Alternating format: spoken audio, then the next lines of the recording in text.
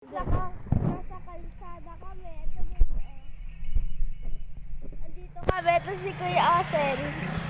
Hey guys! So, andito kami ngayon. So, andito lang kami. Wala, nakatambay lang kami. Nakatambay lamang kami, guys. Kasama namin yung lola ng Tabis na ano?